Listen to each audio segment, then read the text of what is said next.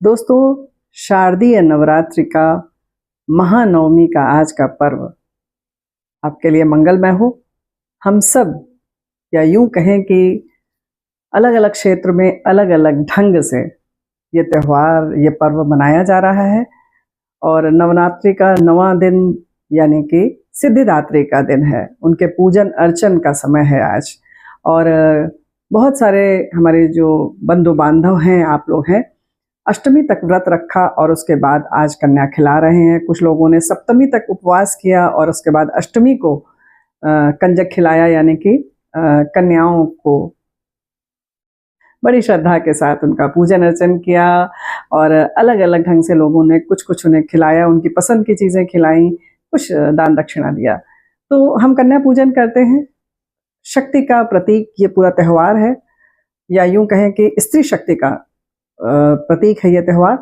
तो कन्या पूजन का मतलब ये है कि हम कन्याओं को सिर्फ इस समय ना पूजें, बल्कि उनकी भावनाओं की जो है उसकी रक्षा करें, उसका सम्मान करें। जो वो करना चाहती हैं, जो वो सपने देखती हैं, उनके में अगर हो सके तो उनकी पूरी उड़ान जो है उसको पूरा करने का हम प्रयास करें। उच्च शिक्षा दें, और शिक्षा से बहुत सारी जो समाज की कुरीतियां हैं वो समाप्त होती हैं। ये हम आप सब जानते हैं।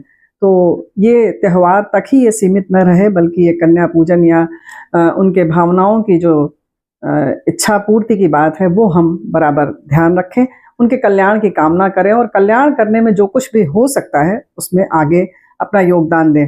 चलिए, और जगह जगह जो माँ दुर्गा की प्रतिमा पंडाल में सजी है, हम सब उसका दर्शन कर रहे हैं। शाम को आरती के समय और उस समय वैसे भी धुनुची नृत्य होता है, नाच होता है, जो वो देखने लायक होता है।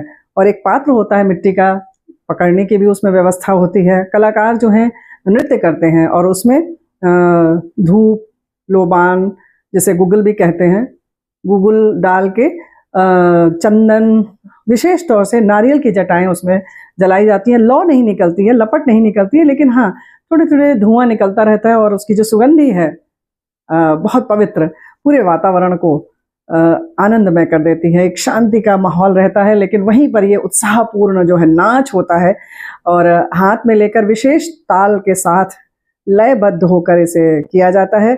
और ढाक बजता है, बड़ी सी जो ढोल होती है, खूब बड़ा बड़ा ढोल होते हैं, उसको भी विशेष तरीके से पंखों आदि से सजाया जाता है, वो भी आपने देखा होगा।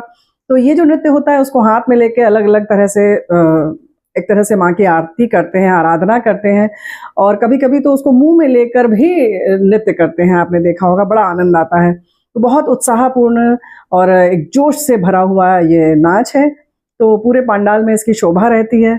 और इसके बाद जब माँ, जिनकी हमने 9 दिन पूजा की, उनके विसर्जन का दिन आता है तो मन थोड़ा सा भावुक हो जाता है।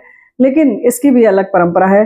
बंगाल में सिंदूर खेला किया जाता है। जी हाँ, सिंदूर माँ को भी लगाते हैं और स्त्रियां आपस में भी लगाती हैं। तो होली जैसा एक वातावरण होता है, और खूब आनंद के साथ माँ को विदा किया जाता है, माँ की विदाई होती है। और इस तरह से ये पवित्र जो नवरात्र है, नवरात्रि हैं, 9 रात्रि हैं, इनमें पूजन अर्चन करके हम सबके मंगल की कामना करते हैं। और ये त्यौहार इसी भाव के साथ बना रहे, ऐसी हम कामना करते हैं। तो नवरात्रि की विशेष तौर से आज महानवमी की आप सबको पुनः बधाई, शुभकामना।